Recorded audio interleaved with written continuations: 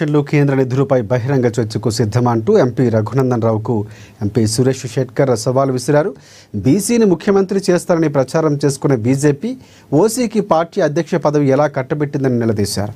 తెలంగాణలో బీసీ డిక్లరేషన్లకు 42% రిజర్వేషన్లకు మద్దతు తెలిపి ఢిల్లీకి వెళ్ళాక మాట మార్చింది మీరు కాదా అంటూ రఘునందన్ రావు అంటూ ఫైర్ అయ్యారు. ఇంకా 8 మంది ఎంపీలు 2 కేంద్ర మంత్రులు ఉండి కూడా బీసీ రిజర్వేషన్లకు చట్టబద్ధత తేలేకపోయారని విమర్శించారు సురేష్ షెట్కర్. ఎంపీ మిత్రుడు రఘునందన్ రావు గారు ఈరోజు సంగారెడ్డిలో పత్రికా సమావేశం పెట్టి మరి మా పిసిసి అధ్యక్షులు మహేష్ గౌడ్ గారికి మరి మా చీఫ్ విప్ ఆది శ్రీనివాస్ గారికి మరి సవాల్ విసరడం జరిగింది.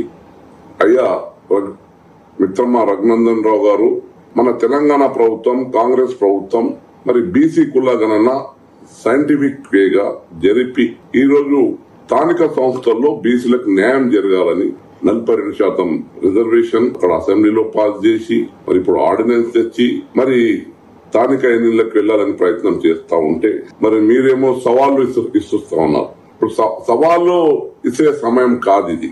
నిజంగా మీరందరూ కూడా మరి ఆర్డినెన్స్ ఇప్పుడు ఢిల్లీకి రావడం జరిగింది.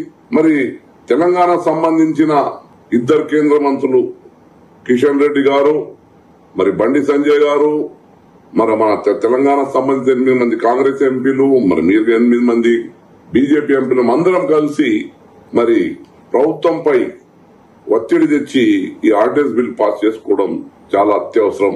మరి మీరేమో అసెంబ్లీలో మద్దతిస్తూ మేమంతా సంపూర్ణ మద్దతు ఇస్తున్నామని చెప్పి మళ్ళీ కేంద్రానికి ఆర్డినెన్స్ వచ్చినప్పుడు మరి మాట మార్చి మాట్లాడుతున్నారు. అక్కడ కిషన్ రెడ్డి గారు మాట్లాడుతున్నారు, బీజేపీ నాయకులు మాట్లాడుతున్నారు, మీరు కూడా మాట్లాడుతున్నారు. గతంలో మేము ఇంత మందికి ఇచ్చిన అవకాశం